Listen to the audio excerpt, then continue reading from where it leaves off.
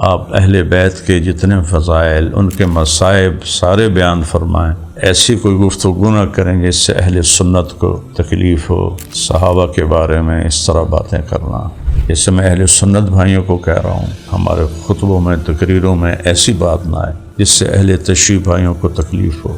ہم ایک جگہ رہ رہے ہیں اور ایک دوسرے کی نفرت اور لڑائی جھگڑے سے نہ کبھی شیعہ ختم ہوں گے نہ کبھی سنی ختم ہوں گے۔ 352 ہجری میں انہوں نے ماتم کا اور جلوس کا حکم دیا، بازار بند کروائے۔ وہ ان کا عنوان تھا خالد بن ولید کی حقیقت۔ دنیا میں ایک انسان ہے جسے میرے نبی نے سیف اللہ کا لقب دیا، اور آدم کی نسل میں ایک انسان ہے جسے سیف اللہ کا لقب ملا۔ ان کی برائی کرنے کی بجائے میں بڑے درد سے یہ بات کر رہا ہوں، مولا علی کے فضائل بیان کر رہے ہیں۔ اہل بیت کا پورا خانوادہ ہی وہ سونے کے پانی سے لکھا جائے اور ہیروں کی زبان سے بولا جائے تو ان کا حق ادا نہیں ہو سکتا۔ کون جنتی کون جہنمی، یہ تو آخرت میں فیصلہ ہوگا۔ اللہ کے واسطے کسی کی جنت اور دوزخ کے فتوے نہ لگائیں۔ کس شہر منافق میں آ گئے ہو ساغر، ایک دوسرے کے ہر کوئی عیب ڈھونڈ رہا ہے۔ السلام علیکم ورحمۃ اللہ وبرکاتہ۔ بسم اللہ الرحمن الرحیم، والصلاة والسلام علی سیدنا و مولانا محمد وعلی آلہ وعلی اصحابہ اجمعین، اما بعد۔ معزز سامعین، میرے بھائیوں دوستو، میرے بیٹوں بیٹیوں، بھائی بہنوں، میں آج سال نو، ہمارا اسلامی سال محرم سے شروع ہوتا ہے، اور میں معذرت چاہتا ہوں میں نے چشمہ لگایا ہوا ہے، چونکہ پچھلے اتوار میرا جو میری بائیں آنکھ ہے اس کا آپریشن ہوا تھا موتیا کا، تو اس میں ایک ہفتہ یہ اینک پہن کے رکھنی ہے۔ خاص طور پر یہ جو لائٹیں ہیں یہ نہیں پڑنی چاہیے، اور یہ ہر وقت لگا کے رکھنی ہوتی ہے۔ تو آج 3 بجے میں نے ڈاکٹر کو دکھانا ہے، اگر انہوں نے اوکے کر دیا تو پھر یہ اینک اتر جائے گی۔ اس لیے وضاحت کی ہے کہ کوئی چونکہ پاکستان میں نہ زبان پہ پابندی ہے نہ لکھنے پہ پابندی ہے، جو جس کے جی میں آتا ہے وہ کہہ دیتا ہے، اسے خیال بھی نہیں ہوتا کہ اس بول تحریر کا اللہ کو جواب دینا ہے تو کتنے اعتراضات کر سکتے ہیں۔ تو میں نے اس لیے وضاحت کی کہ تکلیف کی وجہ سے پہنی ہوئی ہے۔ اس کے بعد میں نے عرض کرنا ہے، سال نو ہے، اور اس میں ایک تو بہت بڑا واقعہ حضرت عمر کی شہادت تو ہوئی تھی، غالباً 27-28 ذوالحج کو، اور انتقال ہوا تھا 1 محرم کو، اور اسی دن آپ کو دفن کیا گیا تھا۔ تو دوسرا واقعہ شہادت اہل بیت ہے۔ امام حسین علیہ السلام کے ساتھ 72 ساتھیوں کا قافلہ تھا، تو جس میں 17 اہل بیت تھے، اور قربان جاؤں اتنا بڑا اہل بیت کا کنبہ کبھی بھی شہید نہیں ہوا، کسی نبی کی اولاد اتنی شہید نہیں ہوئی۔ تو یہ ایک بہت بڑا سانحہ ہے۔ عمر رضی اللہ تعالیٰ عنہ حج سے واپس تشریف لا رہے تھے، تو ایک جگہ ٹیلے پر اپنی چادر بچھائی اور فرمایا کہ اللہم کبر سنی ورق عظمی وانتشرت رعیتی فاقبضنی الیک۔ یا اللہ، میری عمر زیادہ ہو گئی ہے، میری ہڈیاں کمزور ہو گئی ہیں، میری رعایا بہت پھیل گئی ہے، اب مجھے اپنے پاس بلا لے۔ اور مشہور روایت ہے کہ آپ کہتے تھے اللہم ارزقنی شہادتاً فی بلد حبیبک، یا اللہ مجھے شہادت دے اور اپنے محبوب کے شہر میں دے۔ تو ساتھی پوچھتے یہ کیسے ممکن ہے؟ کہا ان الذی اخرجنی من مکہ مہاجرا الی المدینہ لقادر علی ان یسوق الی الشہادۃ فی المدینہ۔ تو ساتھی پوچھتے تھے کہ یہ ہوگا کیسے، مدینہ میں آپ کیسے شہادت مانگتے ہیں؟ کہ جس رب نے مجھے مکہ سے نکالا، ہجرت کروائی اور مدینہ پہنچایا، اس سے قدرت ہے کہ وہ مجھے یہاں شہادت نصیب فرمائے۔ تو آپ کی جو شہادت تھی وہ تو طلب تھی اور بہت ہی عالی شان تھی، مظلومانہ نہیں تھی، بلکہ جب وہ ابو لولو نے آ کر شکایت کی کہ میرا مالک مجھ سے زیادہ پیسے لیتا ہے، تو آپ نے پوچھا کیا کام کرتے ہو؟ کہا چکی بناتا ہوں۔ کہا ایک چکی میرے لیے بنا دو۔ تو ابو لولو نے کہا ایسی بناؤں گا کہ دنیا یاد رکھے گی۔ وہ چلا گیا تو فرمایا یہ مجھے قتل کی دھمکی دے کر گیا ہے۔ تو ساتھیوں نے کہا اس کو پکڑ لیں۔ فرمایا پھر مجھے شہادت کیسے ملے گی؟ اس کو پکڑنا تو میرے مقصد میں حائل ہو جائے گا۔ تو اگلے دن ہی اس نے نماز کی حالت میں آپ پر 6-7 وار کیے پیٹ میں، آپ گر گئے۔ عبد الرحمن بن عوف آگے کھڑے ہو کر نماز پڑھائی تو انہوں نے فوراً پوچھا سلام پھرنے کے بعد میرا قاتل کون ہے؟ کہا جی وہ مجوسی ہے۔ کہا یا اللہ تیرا شکر ہے تو نے کسی مسلمان کے ہاتھ میری شہادت نہیں لکھی تھی، میری موت نہیں لکھی تھی۔ ابو لولو کو پکڑ لیا چادر اس پر ڈال کے، تو اس نے خودکشی کر لی اور اپنے آپ کو خنجر مار لی۔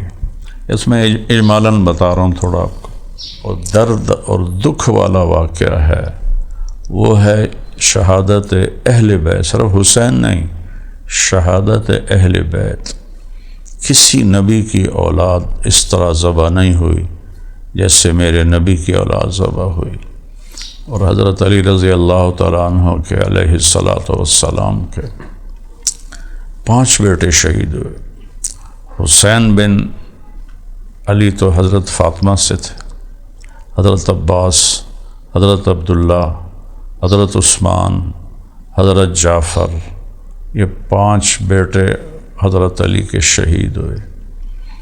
اور پھر آگے حضرت حسین کے علی الاکبر، علی الاصغر، پھر حضرت امام حسن علیہ السلام کے سب سے بڑے بیٹے قاسم، پھر عبداللہ، پھر ابو بکر، پھر حضرت عبداللہ بن جعفر کے، حضرت جعفر کی اولاد سے عون اور عبداللہ اور محمد شہید ہوئے۔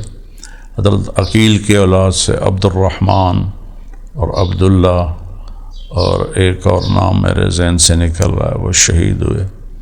تو اس طرح یہ ایک بہت ہی یہ وہ واقعہ ہے شہادت حسین کے، اس پر شہید ہونے سے پہلے ہی میرے نبی کے آنسو بہنے لگ گئے تھے۔ تو ان پہ رونا دھونا یہ شروع سے چلا آ رہا ہے۔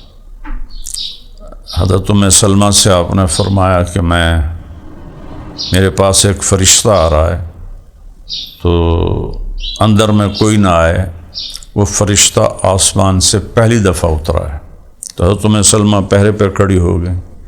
اتنے میں امام حسین علیہ السلام کھیلتے ہوئے آئے، اندر جان لگے، انہوں نے بازو پکڑ لیا، اس پر وہ رونے لگے، وہ روئے تو انہوں نے چھوڑ دیا۔ تو تھوڑی دیر کے بعد اندر سے رونے کی آواز آئی۔ حضرت ام سلمہ بھاگ کے اندر گئیں تو کیا دیکھا، اپنے امام حسین علیہ السلام کو ایسے سینے سے چمٹایا ہوا تھا اور ایسے بلک بلک کے رو رہے تھے۔ اتنی آواز تھی کہ ام سلمہ کو باہر سنائی تھی، اور ایسے ہل رہے تھے، پورا جسم مبارک آپ کا ہل رہا تھا۔ تو حضرت ام سلمہ نے پوچھا یا رسول اللہ میرے ماں باپ قربان کیا ہوا؟ فرمایا کہ یہ فرشتہ جو مجھے ملنے آیا ہے، حسین کو دیکھ کر کہا اس نے کہ یا رسول اللہ آپ کے اس بیٹے کو آپ کی امت قتل کر دے گی، اور اس نے مجھے وہاں کی مٹی لا کے دکھائی ہے۔ وہ مٹی حضرت ام سلمہ نے اللہ کے نبی سے لے لی کربلا کی۔ جس دن آپ شہید ہوئے تو حضرت ام سلمہ اکیلی بیگمات میں زندہ تھیں۔ انہوں نے خواب میں اللہ کے نبی کو عصر کے قریب دیکھا، سر میں مٹی پڑی ہوئی اور بال بکھرے ہوئے۔ فرمایا، عرض کی یا رسول اللہ خیریت ہے؟ کیا ہوا؟ آپ کی یہ حالت کیا ہے؟ کہا حضرت مقتل حسین۔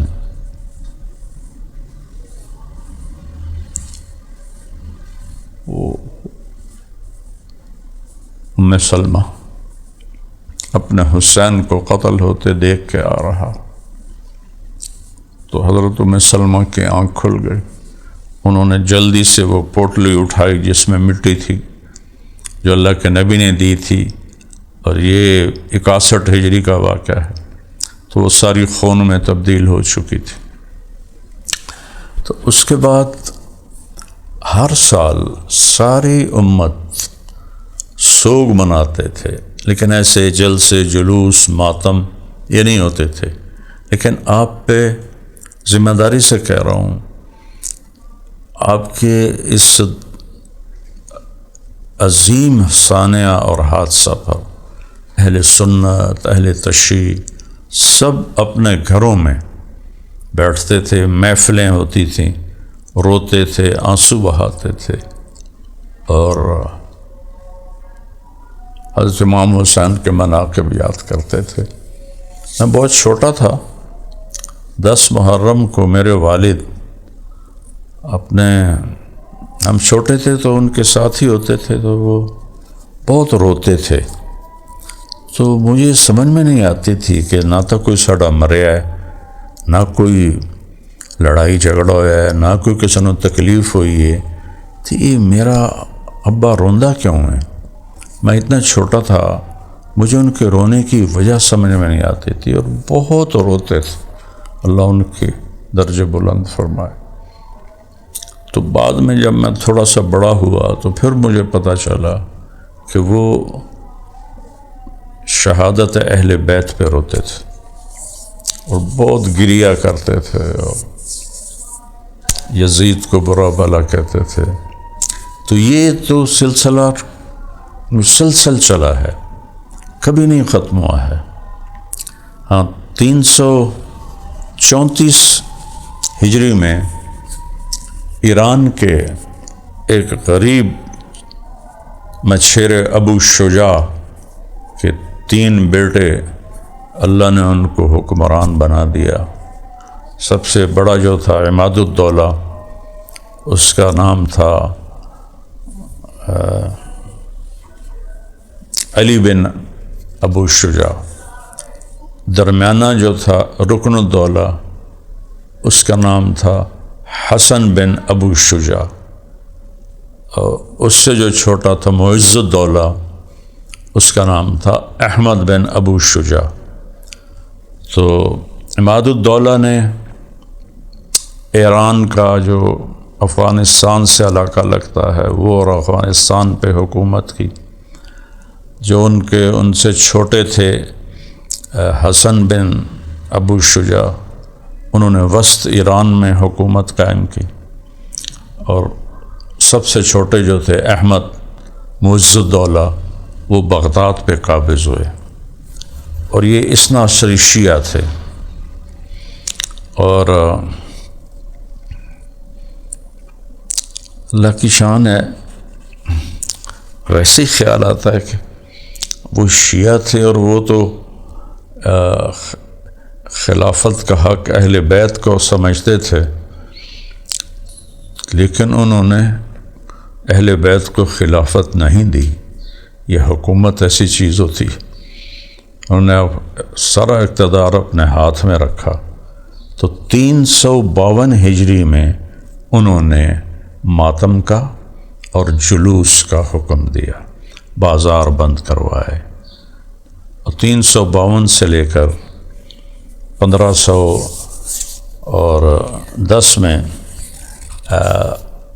صفوی خاندان حکمران بنا، اسماعیل صفی، یہ ایک بہت بڑے اہل سنت بزرگ کا بیٹا تھا، لیکن سیاست میں آ کے اقتدار ملا تو پھر عثمانیوں کی ضد میں یہ شیعہ ہو گیا۔ تو انہوں نے پھر کوئی 220 سال حکومت کی، تو 31 سال اس نے حکومت کی۔ اس کے بعد اس کا غالباً پوتا یا پڑپوتا تھا عباس صفی، اس نے 41 سال حکومت کی اور جبراً چونکہ ایران تو سنی ملک تھا سب کو شیعہ بنایا۔ پھر صفیوں نے گھوڑا نکالنا، ماتم کرنا، یہ صفیوں نے شروع کروایا ایران میں، پھر اس سے آگے سارا پھیل گیا۔ لیکن جو تھے ابو شجاع کی اولاد بنی بویہ انہیں کہتے ہیں، وہ صرف جلوس اور رونا دھونا اور واعظ و نصیحت، لیکن اس طرح جو ماتم اور چھریاں چلانا اور گھوڑا نکالنا یہ صفی خاندان نے شروع کیا۔ تو بہرحال شیعہ اس کو کرتے ہیں، ہمیں ایک دوسرے کی روایات کا احترام کرنا ہے۔ میں آج صرف یہ بات کرنا چاہتا تھا کہ اللہ کے واسطے آپ شہادت عمر مناؤ، وہ تو گزر گیا دن، منائی ہے ہمارے اہل سنت نے اللہ کے فضل سے۔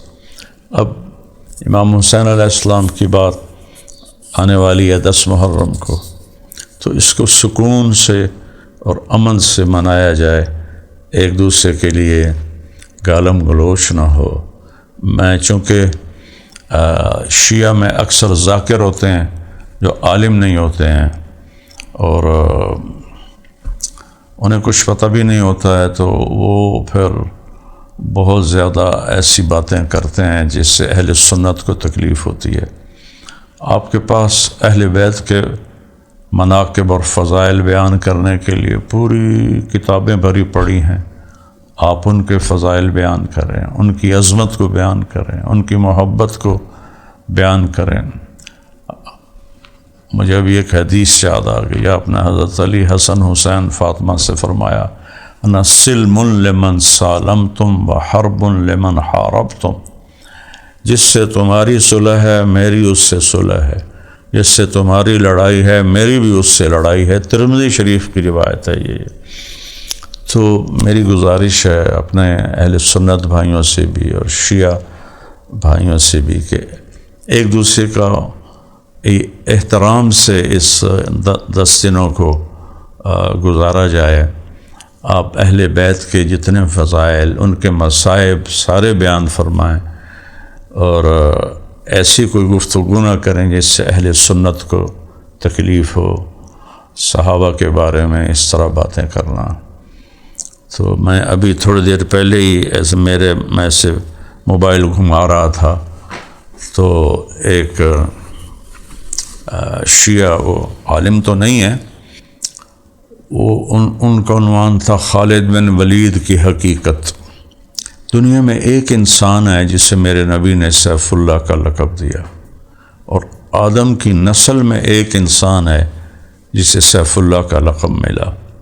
تو ان کی برائی کرنے کی بجائے میں بڑے درد سے یہ بات کر رہا ہوں، آپ مولا علی کے فضائل بیان کر رہے ہیں، اہل بیت کا پورا خانوادہ ہی وہ سونے کے پانی سے لکھا جائے اور ہیروں کی زبان سے بولا جائے تو ان کا حق ادا نہیں ہو سکتا۔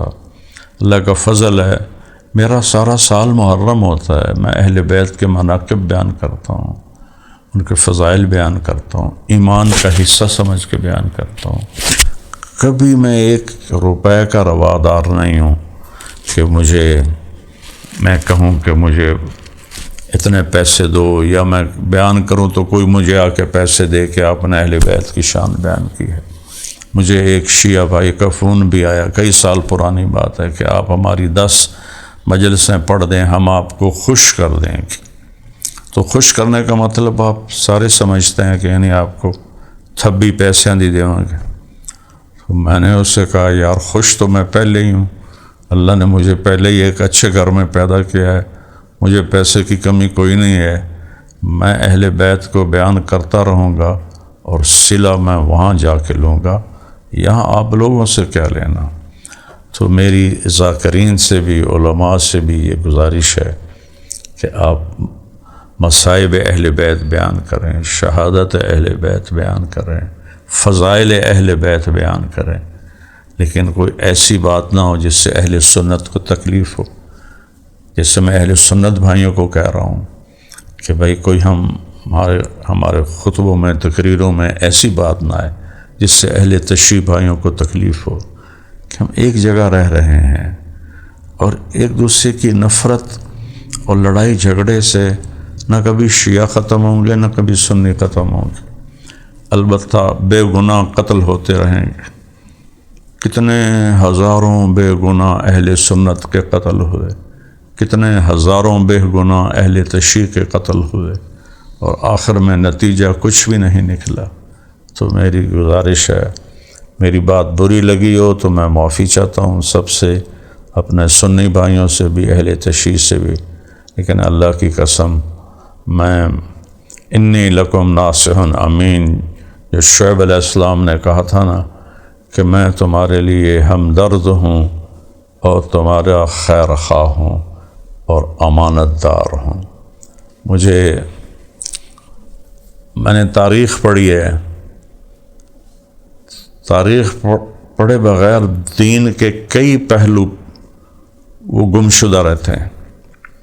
تو جب بھی مسلمانوں میں آپس میں مذہب کی بنیاد پہ اختلاف ہوا، لڑائیاں ہوئیں، بغداد کی ہلاکوں نے جو تباہی مچائی، اس سے پہلے شیعہ سنی لڑائی ہوئی تھی، شیعوں نے سنیوں پہ حملہ کیا اور اس کے بدلے میں سنیوں نے شیعوں کے محلے پہ حملہ کیا، قتل و غارت کیا، مال لوٹا۔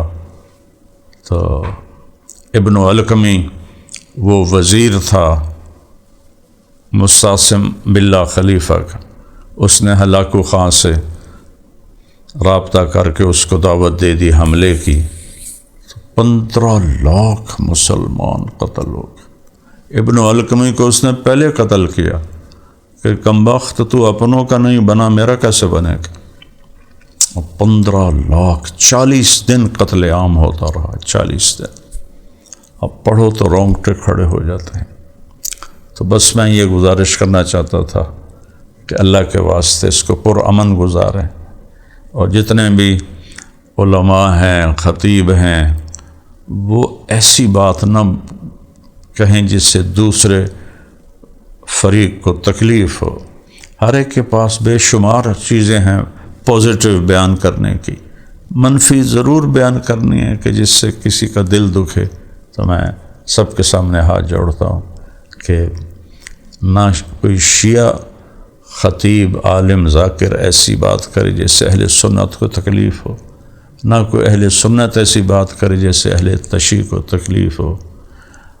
ہم سب نے ایک دن اللہ کے سامنے کھڑا ہونا ہے، ہم کسی کی جنت اور دوزخ کا فیصلہ کر ہی نہیں سکتے۔ ہم سب نے اللہ کے پاس جانا ہے، جو کام اللہ نے کرنا ہے ہم نے اپنے ذمہ لے لیا ہے، وہ یہ کرتے ہیں، وہ یہ کرتے ہیں، وہ جہنمی ہیں، وہ جہنمی ہیں، وہ گمراہ ہیں، وہ کافر ہیں، وہ ایسے ہیں، وہ ایسے ہیں، اس طرح کر کے جو کام اللہ نے کرنا ہے نا، بلا کے حساب لینا ہے، وہ اللہ کے پاس رہنے دیں۔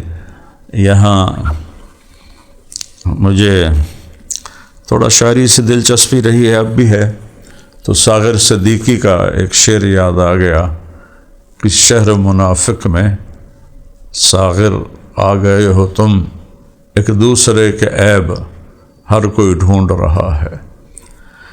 اور بھائی عیب تو اپنے ڈھونڈنے، وفی انفسکم افلا تبصرون، ارے اپنے اندر تو دیکھا کرو۔